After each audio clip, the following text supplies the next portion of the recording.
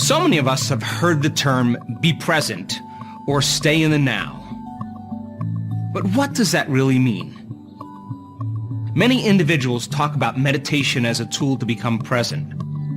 But from a scientific point of view, I want to offer you a new way to understand what it means to be fully present and how you can use your meditation practice to transcend your body, your environment, and time in order to reach the sweet spot of the generous present moment.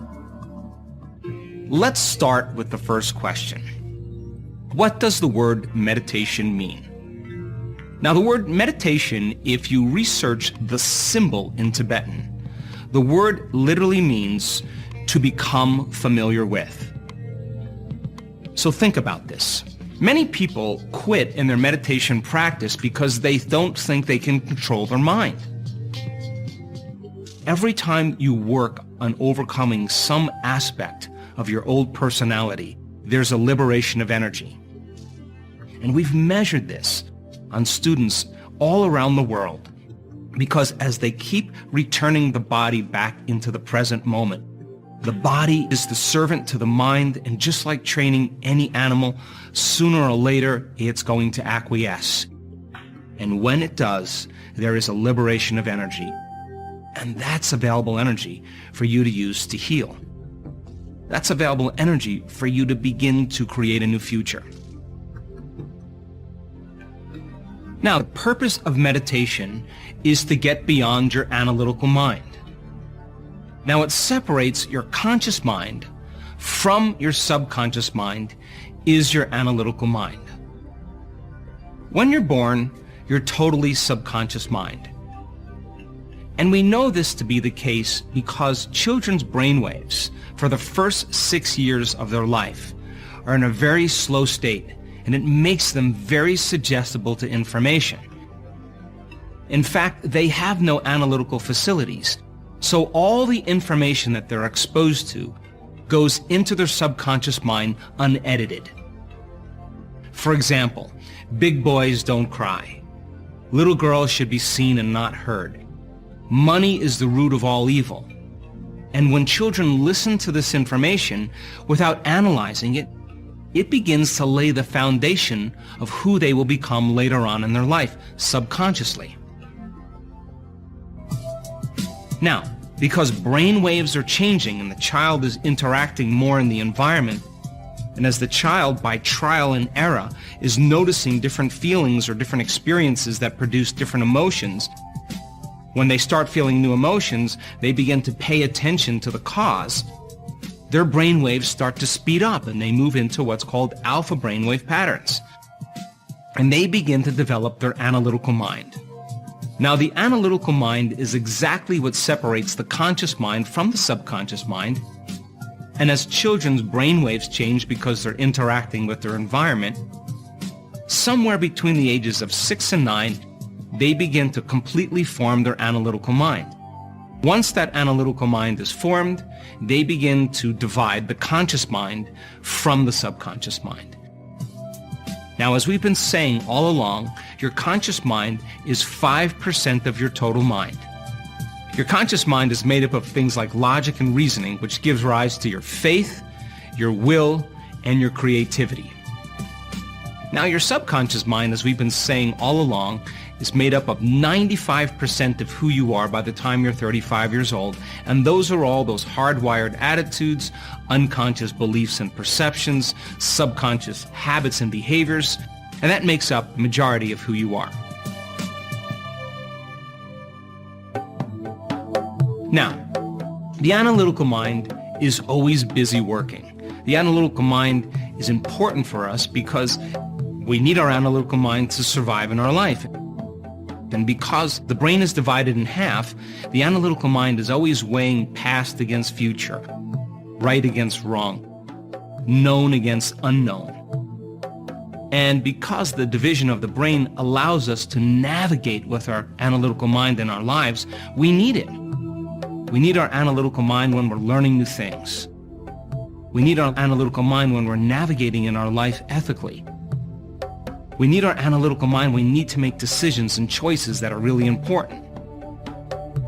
But when you throw in the hormones of stress, and the brain becomes aroused because of the emergency state the brain is in, we become overly analytical.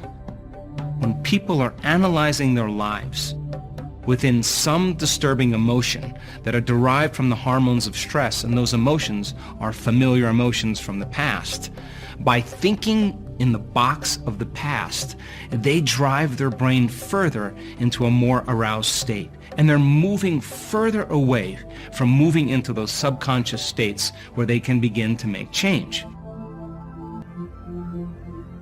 So the whole purpose of meditation then is to get beyond the analytical mind and enter the operating system where those subconscious programs exist.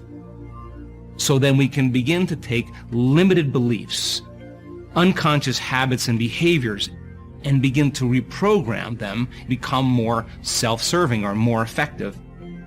Now, you can't change the subconscious mind with your conscious mind. You have to get beyond the analytical mind in order to do that. So some people have a very thin veil between their conscious mind and their subconscious mind. And the thinner the veil between your conscious mind and subconscious mind, the more you are suggestible to information. In other words, just like the child, that information can enter the subconscious mind and begin to have an effect on us. So we want to be more suggestible during the meditative process because we want to accept, believe, and surrender to certain thoughts without analyzing it, so we can begin to program our subconscious mind.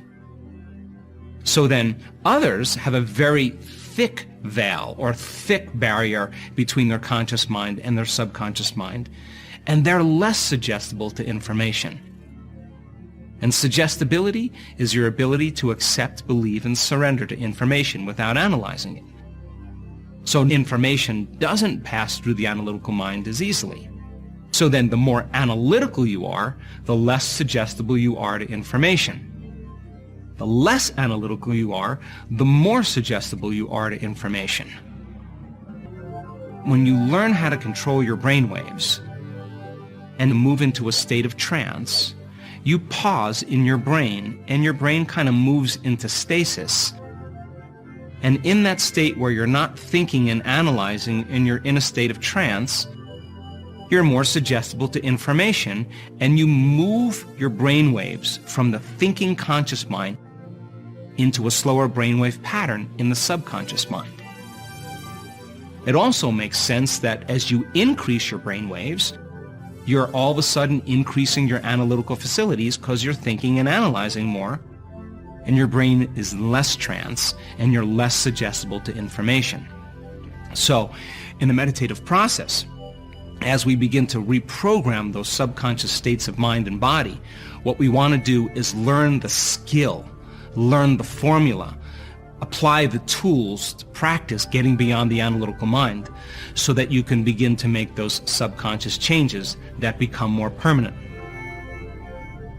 So when you're living in a subconscious program, just like a program on your computer, the moment you press play or start, it runs automatically.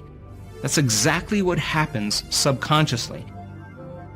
And many people have subconscious programs that are defining their lives. Even though their conscious mind wants something else, their subconscious mind may be sabotaging their outcome.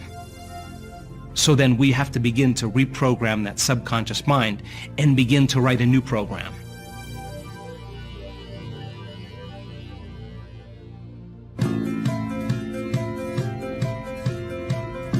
So now that I've laid out the basics of the model of meditation and how you can transcend your analytical mind, your body, your environment, as well as the familiar past and the predictable future in time, in order to create a new life, shouldn't we be meditating on a daily basis? And we live in two states of mind. We either live in a state of survival or we live in a state of creation. And living in survival is living in stress. And the majority of people in this world spend the majority of their time living in stress and living in survival.